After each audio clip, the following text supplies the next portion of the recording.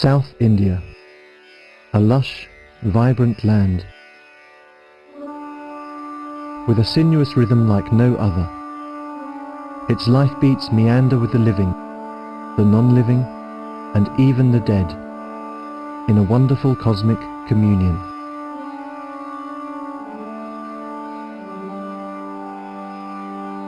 Think South India. Think temples, built in stone. The silent sentinels bear a stoic testimony to the past, telling their own stories, if you care to listen. The stories are so old, some true, some not so true, that the sands of time have sometimes blunted, sometimes sharpened the truth.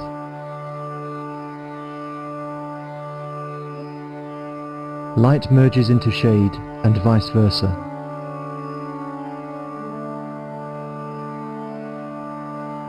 Over time, who cares? Legends are lost in a whirlpool of time, and found again on the banks of memory. Generation after generation, embellished, sometimes eroded, by imagination.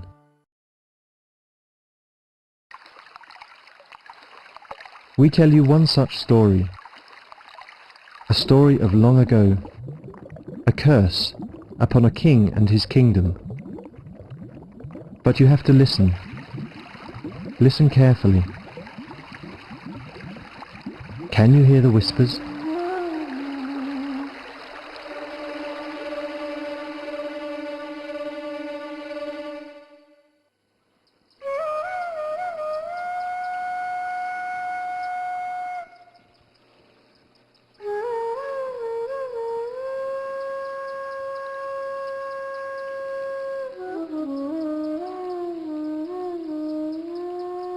In the beginning of the 17th century AD, the Vijayanagar Empire ruled the majority of southern India.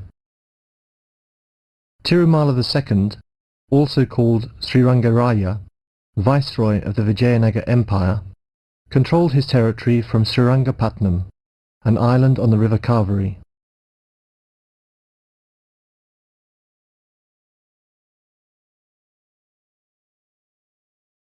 Raja Wodeyar, a young and ambitious feudatory of the nearby Mysore province, challenged the viceroy. Battles ensued.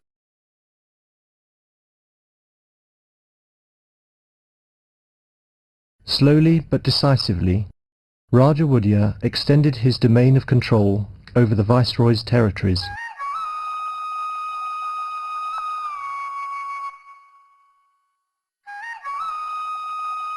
Eventually, in 1610, Tirumala II relinquished the viceroy's throne to Raja Wodeyar and retired to Malingi, a village on the banks of the river Kaveri, across from the ancient city of Talakad.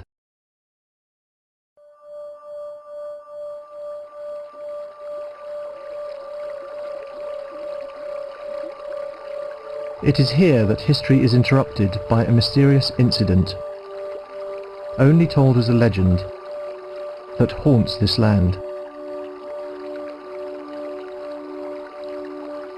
On his retirement to Malingi, Tirumala II was accompanied by his wife Alamelamma, who brought with her the jewels that she would lend to adorn the goddess at the temple of Lord Vishnu in Srirangapatnam.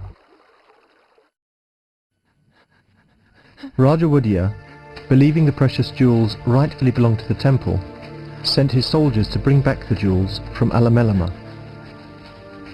When confronted by the soldiers at Malingi, Alamelamma surrendered only a nose ring made from a giant pearl.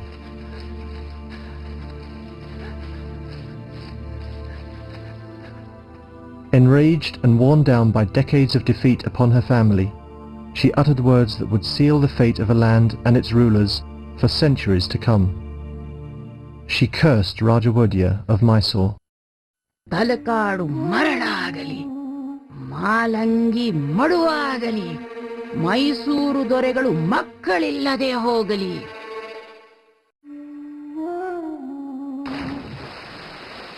She then plunged into the dark waters of the Kaveri, taking the precious jewels with her, never to be seen again.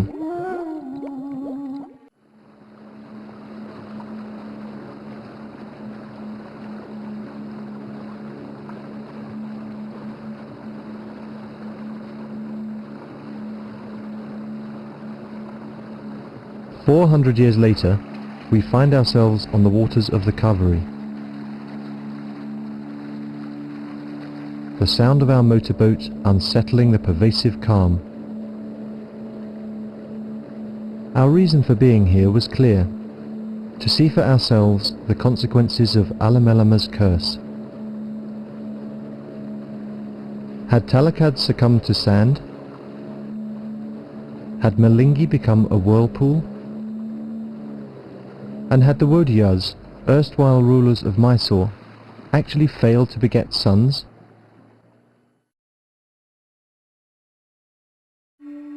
Talakadu ಮರಳಾಗಲಿ.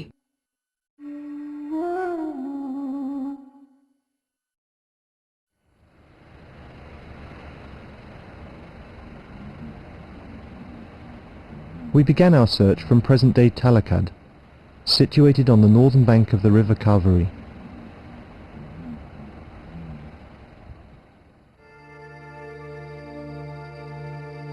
A little further from here lay an area of about 10 square kilometers covered by sand dunes.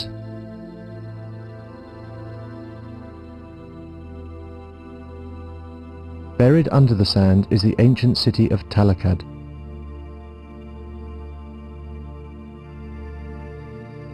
A city that was once upon a time the capital of great empires. The sand at Talakad seemed to appear out of nowhere. We saw temples scattered across the landscape, unearthed from beneath the dunes. Even today, the sand threatens to submerge them, an eerie reminder of what happened to the ancient city centuries ago. We were told that there are many more temples at Talakad, perhaps 30, that lie buried under this sea of sand. Could all this have happened because of Alamelamma? Archaeological findings have actually fixed the sand formation to about the same time as the legend, 1600 AD. Professor Krishnamurthy from the University of Mysore, who was part of an excavation project at Talakad, described some of the findings.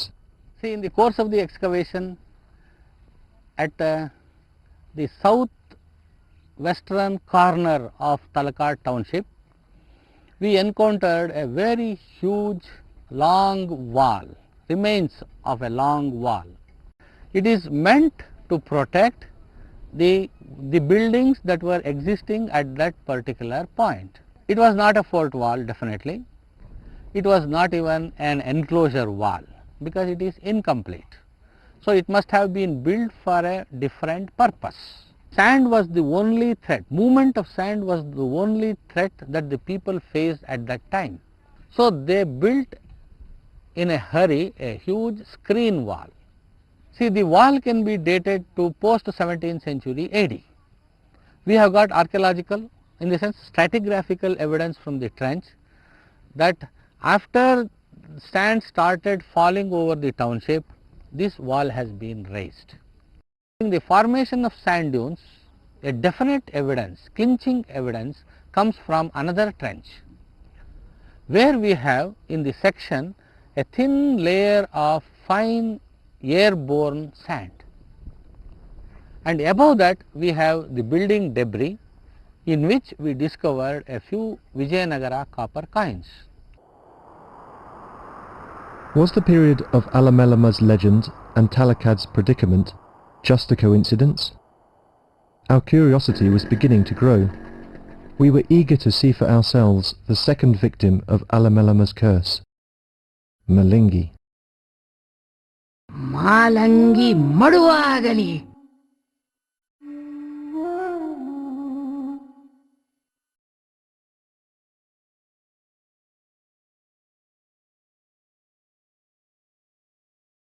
We had to take a circuitous route to Malingi, which lies on the southern bank of the river Kaveri. It is said that Alamelamma had drowned herself here, cursing that someday the village would become a swirling whirlpool.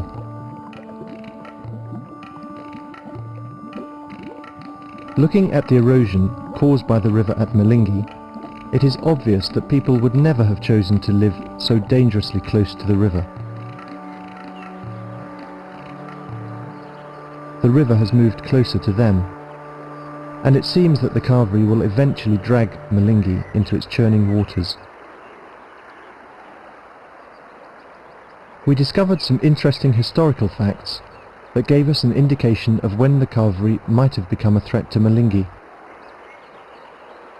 15th and 16th century inscriptions refer to two towns, Malingi and Chikka Chikka meaning small. By the beginning of the 19th century, there is reference to Hosa Malingi, meaning New Malingi, and Tadi Malingi, meaning Malingi on the banks of the river. It was perhaps the movement of the river between the 16th and 18th centuries that submerged Chikka Malingi. The water level being low, we noticed a Veera Kallu, a stone slab laid to honour a dead soldier, lying in the riverbed. This would not have been placed in the path of the river. Could this be a remnant of Chikka Malingi? It seemed to us that as the river moved, Malingi became Tadi Malingi, Malingi on the banks of the river. With the growing threat of the river's movement, some people might have moved to a new Malingi, Hosa Malingi. All this happened between the 16th and 18th centuries.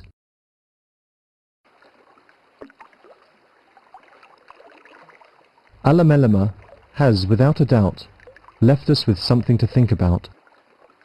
The events at Talakad and Malingi happened uncannily close to the time of her curse.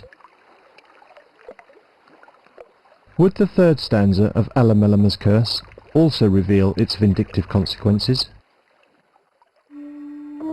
Mysuru ದೊರೆಗಳು ಮಕ್ಕಳಿಲ್ಲದೆ ಹೋಗಲಿ.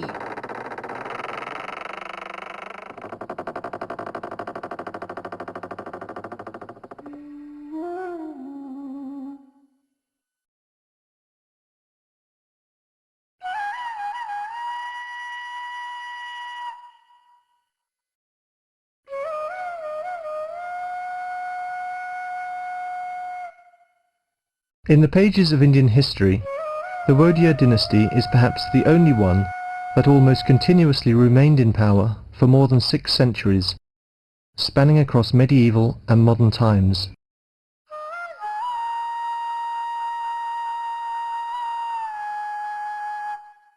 The Wodeyars built, expanded, and consolidated their territory of Mysore from a small principality to a mighty and prosperous kingdom. Wodeyar rule ended with India's independence from the British in 1947.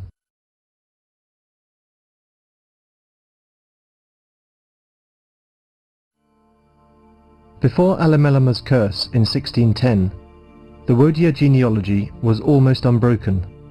Succession was direct, from father to sons. Within just a few years after the curse, though, something ominous happened. Raja Wodeyar lost 3 of his 4 sons. After these mysterious and coincidental deaths, the grief-stricken Raja Wodeyar retired to the comfort of Lord Vishnu in Melkote.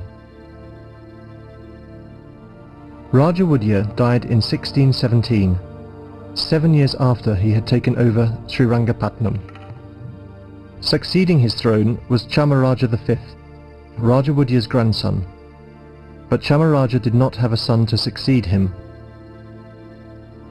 Instead, he was succeeded by Raja Wodeyar's only surviving son, Imadi Raja. But after just 1 year in office, he was assassinated. With the death of Imadi, Raja Wodeyar's immediate bloodline ceased.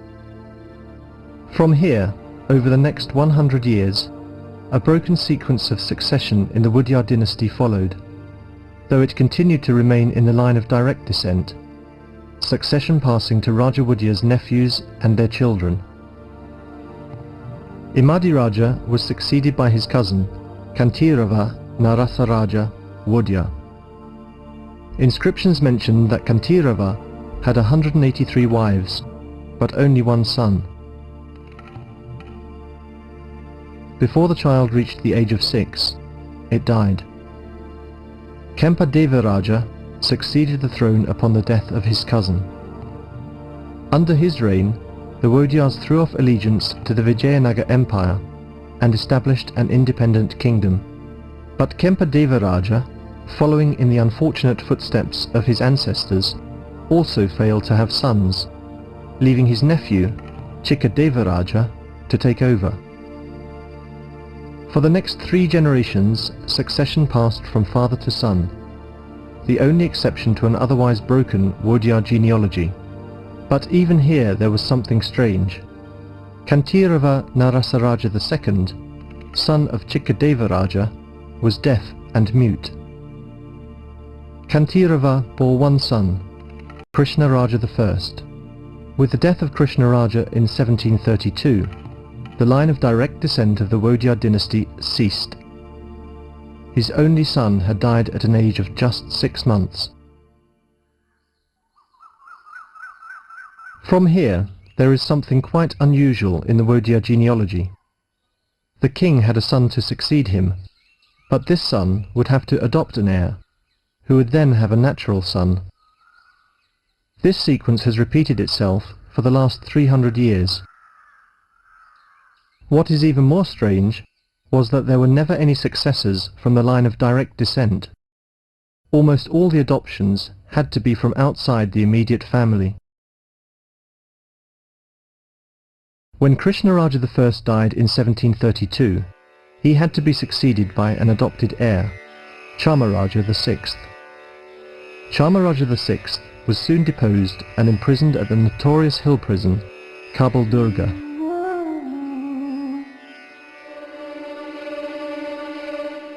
It is said that no person returned to tell the horrors of Kabul Durga. Another adopted heir, Krishna Raja II, replaced Chamaraja. The 2 sons of Krishna Raja II, Nanjaraja and Bettada Chamaraja VII, were both assassinated while in power. With no immediate heirs left, Kasa Chamaraja, an adopted child, was installed on the throne.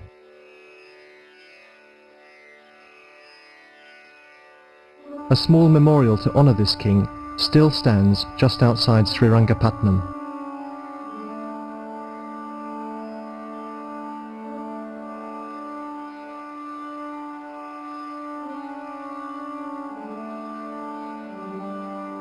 Kasa Chamaraja was succeeded by his son, Mumadi Krishna Raja Wodeyar. But that strange pattern would once again extend its shadow. Mumadi Krishna Raja left behind no natural heir to succeed him. An adopted son, Chamaraja IX, was installed on the throne. Chamaraja Wodeyar IX had 2 sons. His successor, Krishna Raja IV, had no sons. He was succeeded by his nephew, Jaya Chamaraja.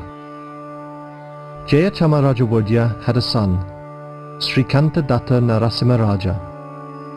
And once again, the present Wodeyar has no natural successor to date.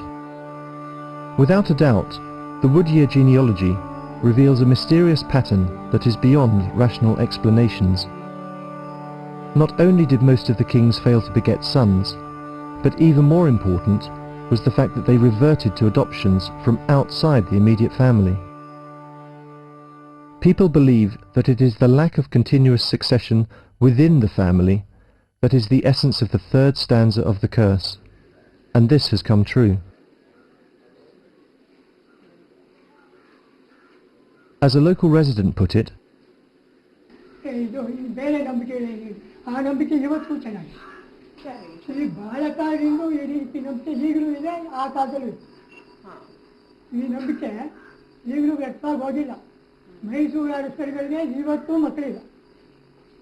ಇವತ್ತಿನ ತನಕ ಮೈಸೂರು ಅರಸರಿಗೆ ಮಕ್ಕಳಾಗಿಲ್ಲ, ಆ ಫ್ಯಾಮಿಲಿಗೆ ಮಕ್ಕಳಿಲ್ಲ.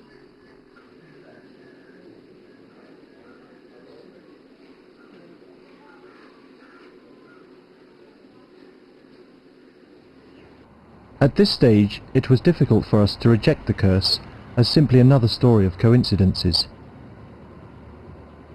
At the same time, we could not say that the curse was actually the cause of these events, the Wodeyar's predicament and the phenomena at Talakad and Malingi. Could the curse have been constructed after these events?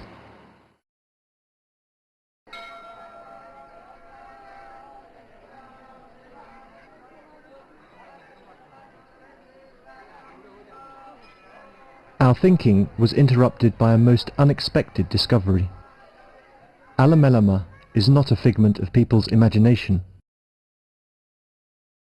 At Srirangapatnam, the city from where her husband once ruled his kingdom, are idols of Alamelamma.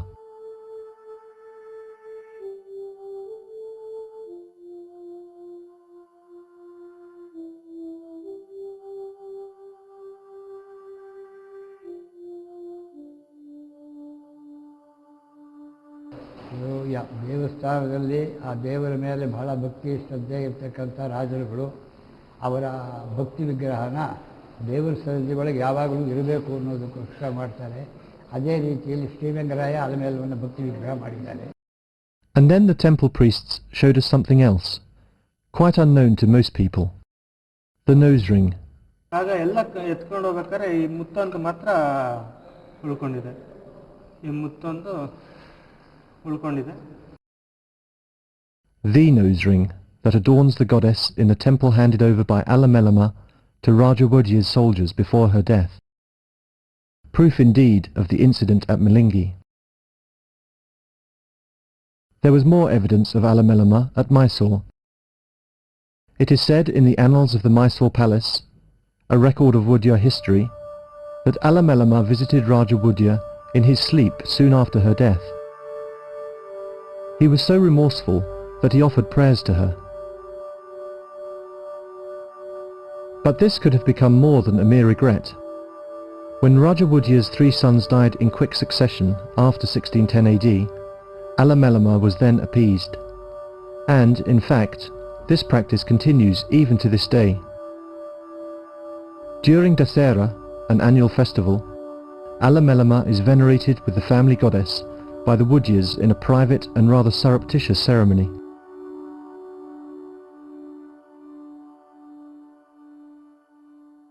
We were convinced that the incident at Malingi may well have happened in 1610 AD.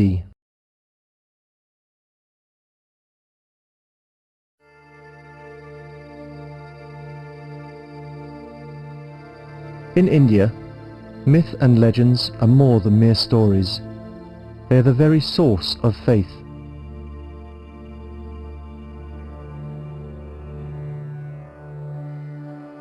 Legends abound in every village, every temple, everywhere. But to us, Alamelamma's legend was extraordinary. It is unique in its conception, linking 2 natural phenomena to a genealogical part that was predictive. It teases our sense of rationality. By themselves, scientific explanations for the natural events at Talakad and Malingi are inadequate. The period of these events coincides too closely with the time of the curse. And any scientific explanation must give a logical explanation for the broken Wodeyar genealogy, simultaneously. All this with evidence that Alamelamma might have actually existed, and the event at Malingi between Alamelamma and Raja Wodeyar might actually have taken place. How could we find reason in this maze of history? Find a record of the verse circa 1600 AD, then this was no legend, it was history. Of course, we did not expect to find an inscription with the verse on it, but even a reference to the legend would be enough.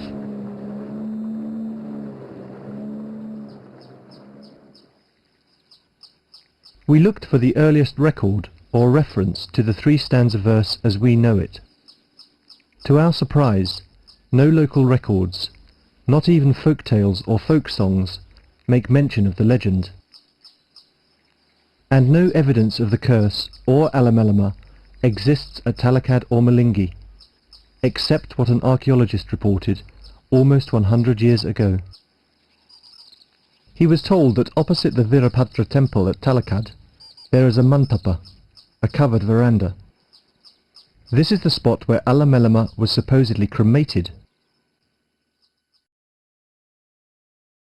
This is mentioned in a record of local history, preserved in a monastery in Koppala.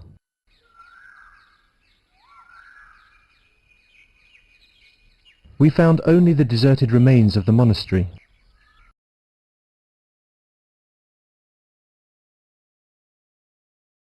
The monastery had moved to Talakad, but people were unaware of any association of the mantapa with Alamelamma.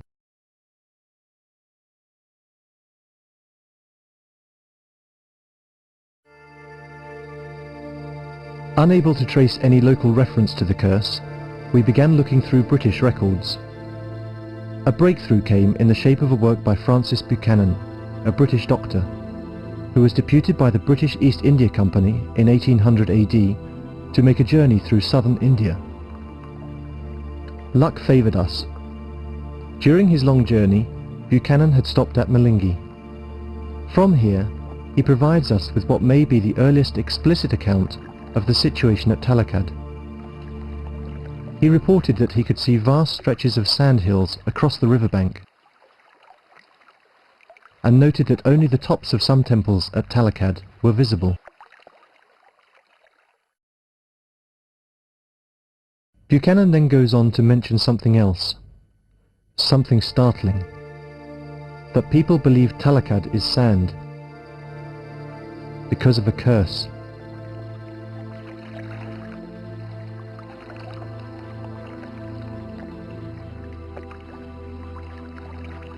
He wrote, "The natives attribute it to the prayers of a woman who drowned while crossing the river, and who, while dying, wished that it might be overwhelmed by sand.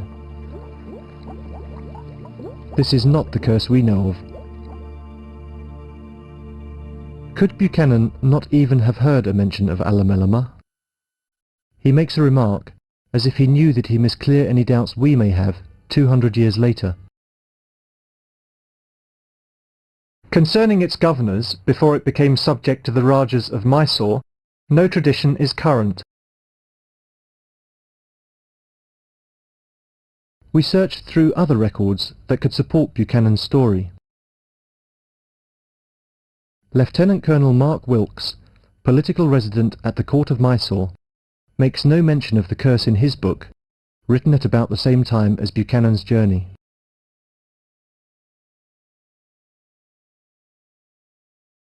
But a government report of 1895 was more definitive. It made clear that no authentic statement of Alamelamma's curse is recorded during Raja Wodeyar's time, and there is no mention of this curse till the end of the 18th century.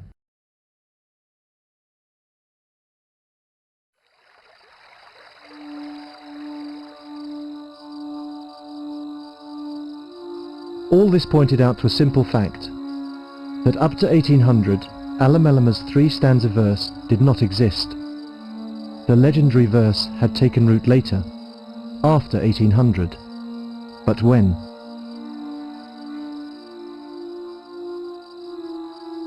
After sifting through several government records, we found mention of a traditionary curse in a state gazette, followed by what we think is the first explicit mention of it, in B.L. Rice's 1876 Gazetteer. He calls it the Curse of Talakad.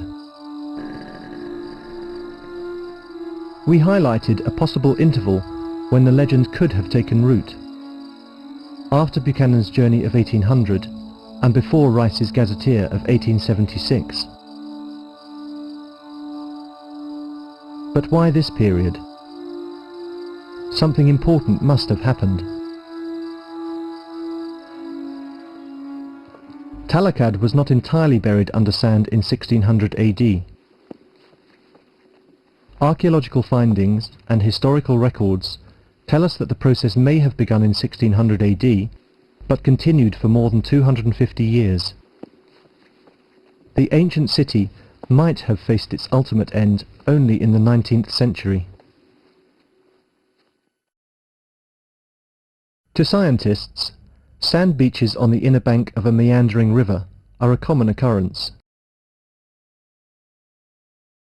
At Talakad, the process began with the construction of the Madhav Mantri Dam.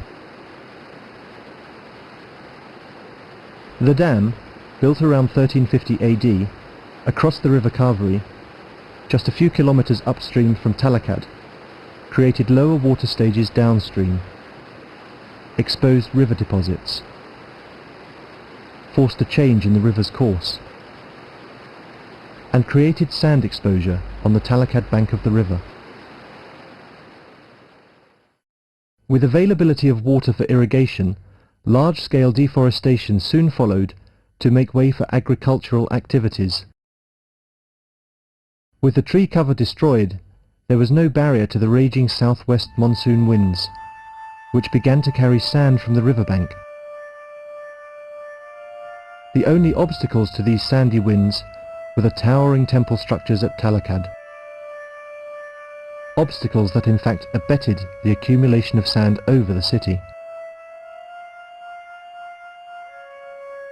Another scientific explanation for the phenomenon was given to us by Professor Krishnamurti.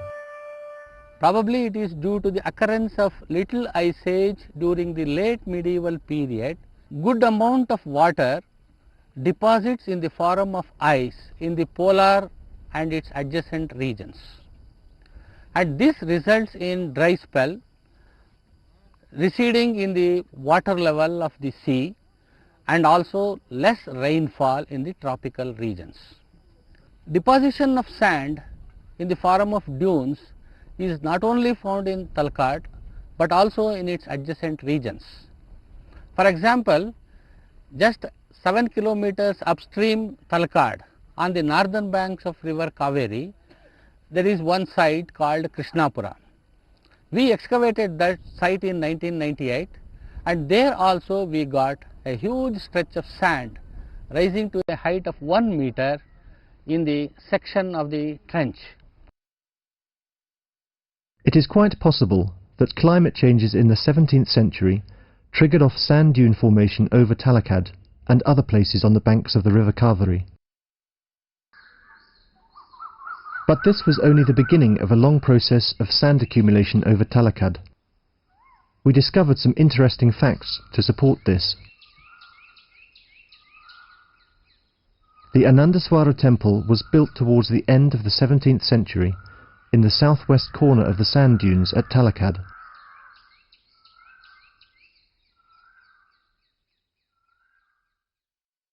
An inscription dated 1718 AD mentions that a member of the Wodeyar family gifted a chariot to the Kirtinarayana temple.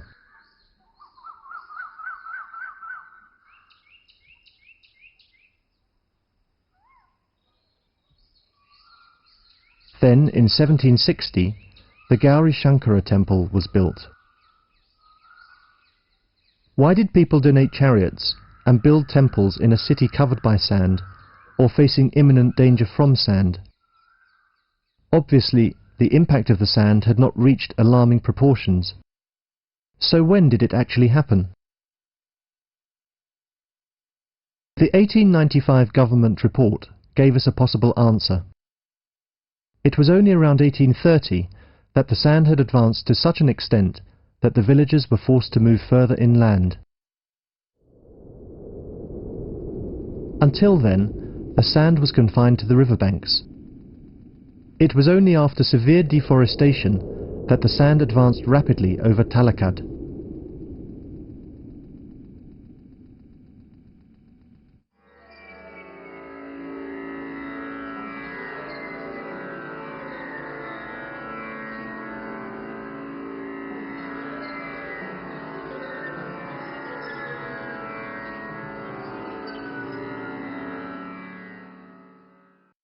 This was a significant occurrence at Talakad in the early part of the 19th century. And interestingly, it fitted the interval we had expected, 1800 to 1876. The onslaught became such a threat that from the early 1870s the government made a concerted effort at restoring tree cover over Talakad. By the early 20th century, the advance of sand dunes was controlled, though it never ceased.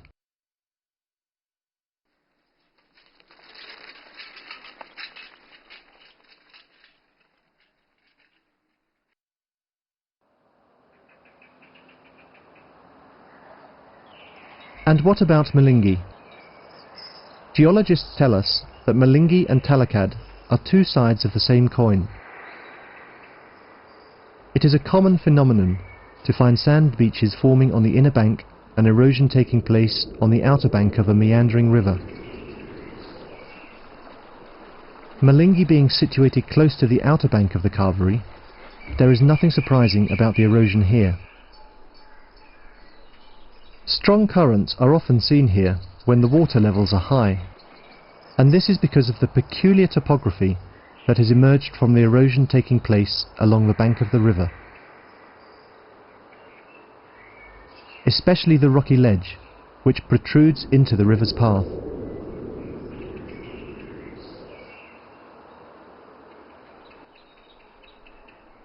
With no further clues at Malingi, we turned to the history of the Wodeyars around the 19th century.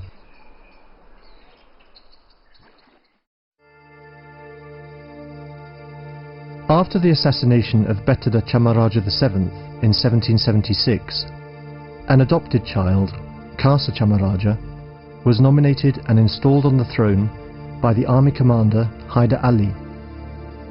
Kasa Chamaraja continued as king, but all powers were vested with Hyder Ali and later his son, Tipu.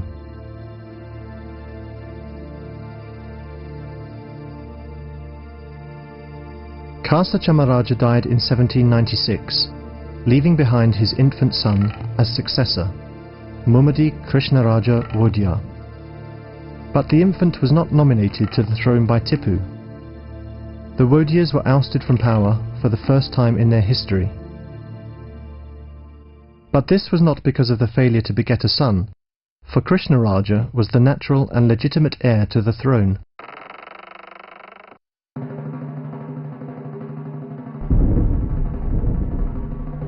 The infant Krishnaraja's mother sought the help of the British East India Company to get back their kingdom. An epic battle, called the Fourth War of Mysore, was fought at Srirangapatnam.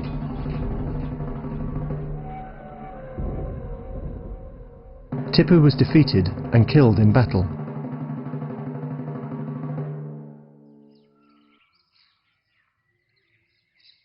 With this, the city of Srirangapatnam saw an end to its long and tumultuous history. The Wodeyars left a city that they had all but already lost.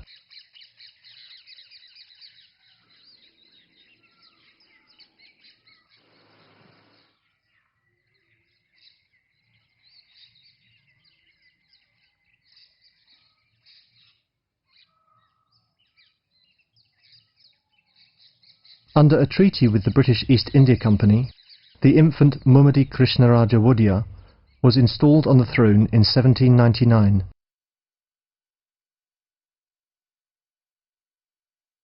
The Ganda Barunda, the two-headed eagle insignia of the Wodeyars, once again prevailed, from the city of Mysore.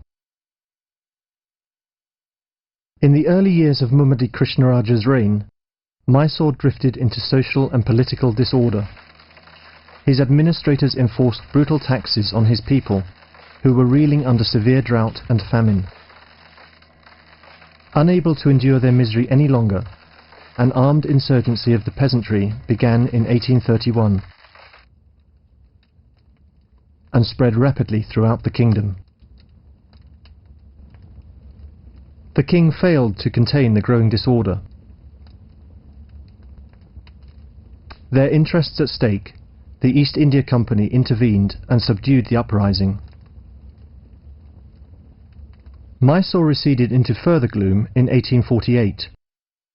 Lord Dalhousie, the then Governor-General of the East India Company, forced into effect the doctrine of lapse, whereby if the ruler of a protected state died without a natural or legally appointed heir, his country would lapse to the company. The kingdoms of Oudh, Jhansi, Nagpur and Satara had fallen victim to the doctrine of lapse. Mysore's fate remained uncertain. In 1856, Lord Dalhousie declared, "The Raja of Mysore is now 62 years of age. He has no legitimate son or grandson, nor any lawful male heir whatever. He has adopted no child. The territory of Mysore will then have lapsed to the British government."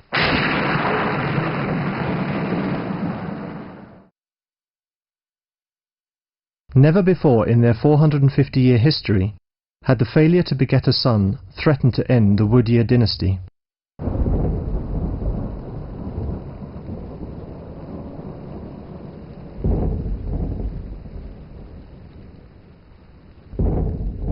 We came across two events of significant importance in the 19th century history of Mysore: the 1831 peasant revolt and the doctrine of lapse, both within our time interval, 1800 to 1876. From our findings, we looked for an explanation to the mystery of the Curse of Talakad. Could the verse be a construct? If so, how was it constructed? Why was it constructed in this way? And when did it take root?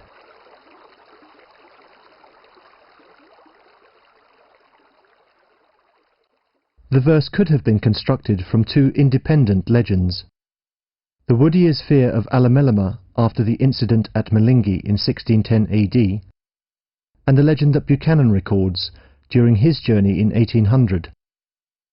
A woman drowned while crossing the river from Malingi cursed that Talakad be overwhelmed by sand. When the renewed onslaught of sand occurred in the 19th century, a new dimension might have been given to the old legend, with the replacement of the woman by Alamelamma. Malingi then provided the common point between the first and third stanzas of the curse, Talakad and the Wodeyars. And when could it have taken root? During the 1831 peasant revolt? In a traditional society, and to a great extent in all societies, rumours and legends were, and are often, used to mobilise people and opinion against an opponent. The legend portrays the Wodeyars as a cursed dynasty, with its end imminent. The prevailing discontent would have been an ideal time for the curse to take root amongst the people. By some quirk of fate, the legend served the designs of the British under the doctrine of lapse. The relevance of the curse to this period is justified by the fact that, once an adopted successor to Mummadi Krishna Raja was installed on the throne, Rice's Revised Gazetteer of 1897 mentions that the third stanza of the curse was of no effect.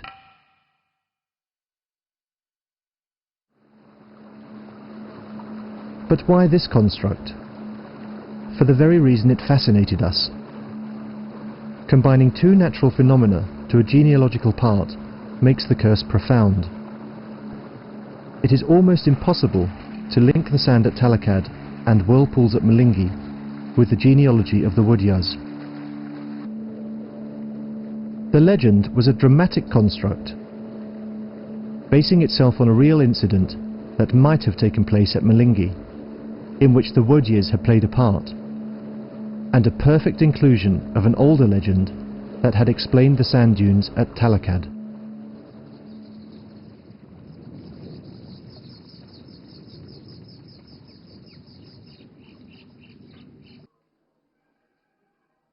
We had found reason. Almost. If the incident at Malingi had indeed happened, then what about the genealogy of the Wodeyar rulers? Had Alamelamma cursed Raja Wodeyar that his dynasty would fail to beget sons? Did his sons die because of her curse? Did the line of direct descent in the Wodeyar dynasty end because of Alamelamma? And why that strange pattern in Wodeyar adoptions? Are all these events just a mere coincidence? As long as the strange pattern in the Wodeyar genealogy continues, we can only remain skeptical of any rational explanations.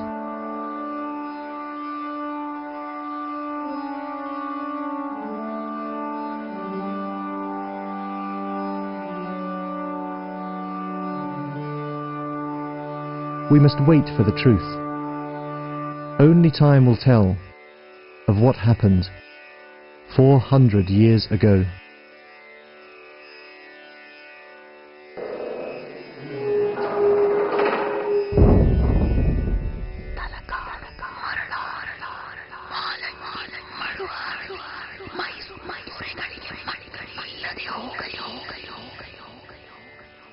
Can you hear the whispers?